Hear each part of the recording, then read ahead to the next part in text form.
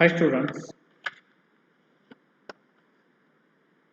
I am Aniket Vishnu Renavikar, Assistant Professor, MCOM Valuation of Real Estate, Center for Distance Education, Shivaji University, Kolhapur.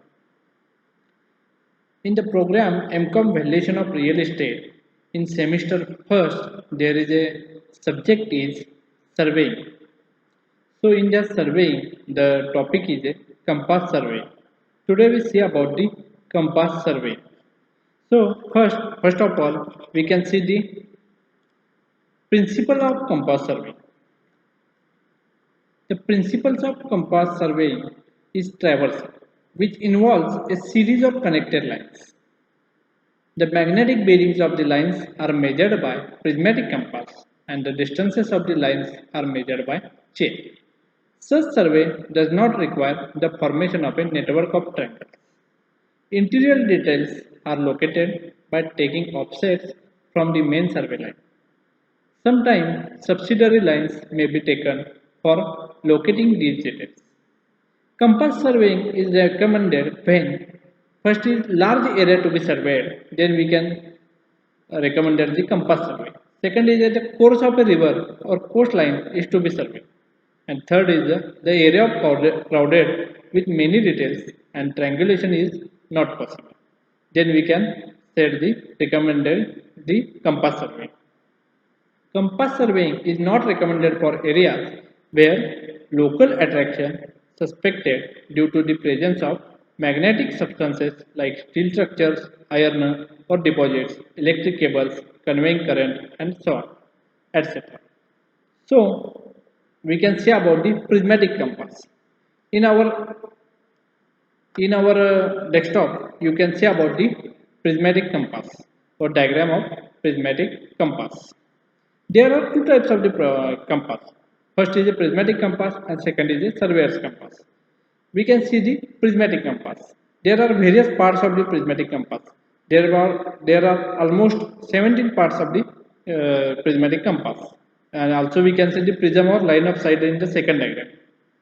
So the prismatic compass is the readings in that the readings are taken with the help of a prism, which is shown in the figure.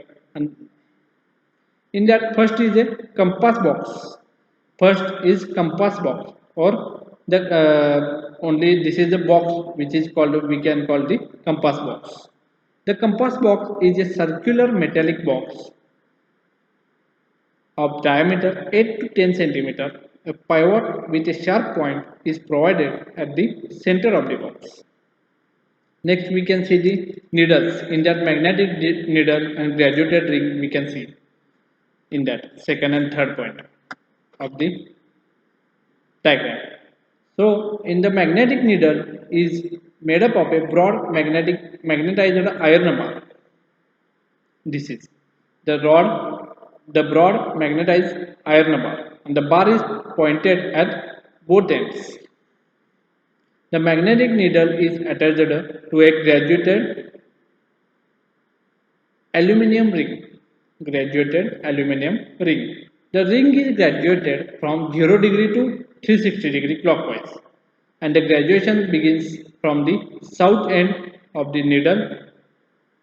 Thus 0 degree is marked as the south and 90 degree is marked as the west, 180 degree is marked as the north and 270 degrees is marked as the east. The degrees are again subdivided into half degrees. The arrangement of the needle and the ring contains an agate cap provided on the central pivot point. At a central pivot point, that is this is 14 number pivot point. Next is a sight vane and or object vane and eye vane. We can see the sight vane and prism. The sight vane and the reflecting prism are fixed diametrically opposite to the box. The sight vane is hinged with the metal box and consists of horsehair at the center. The prism consists of a sighting slit at the top and two small circular holes, one at the bottom of the prism and other the side of the observer's eye. Next we can see the dark glasses. in that. So in that dark glasses, two dark glasses are provided with the prism. The red glass is meant for sighting luminous objects at night and the blue glass for reducing the strain on the observer's eye in the bright daylight. Next is the adjustable mirror. A mirror is provided with the side vane. The mirror can be lowered or raised and can also be inclined. If any object is too low or too high with respect to the line of sight, the mirror can be adjusted to observe it through reflection. Next is a brake pin. This is 11 number brake pin. A brake pin is provided just at the base of the side vane. If pressed gently, it stops the oscillating of the ring. It is attached to the graduated ring. Next is a lifting lever or lifting pin.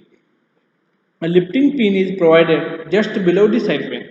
When the side vane is folded, it presses the lifting pin. The lifting pin then lifts the magnetic needle out of the pivot point to prevent damage to the pivot head. Next is a glass cover. Glass cover this is the glass cover. Glass cover is provided on the top of the box to protect the aluminum ring from the dust. And the next is the surveyor's compass. Surveyor's compass is similar to the prismatic compass except there is no prism on it. Readings are taken with the naked eye. It consists of an eye vane with a fine side silt, etc. All the points. No mirror is attached to the object vane. So this is the prismatic compass. Next we can say about the true meridian. True meridian means the line or plane passing through the geographical North Pole, geographical South Pole, and any point on the surface of the Earth is known as true meridian or geographical meridian. The line, the true meridians passing through different points on the Earth's surface are not parallel but converge towards the pole. But for surveys in small areas, the two meridians passing through different points are assumed parallel. So the angle between the true meridian and line of no true bearing, the true meridian and the line of true bearing of line, it is also known as azimuth. Next is a magnetic meridian. When a magnetic needle is suspended freely and balanced properly, unaffected by magnetic substances, it indicates a direction. This direction is known as magnetic meridian.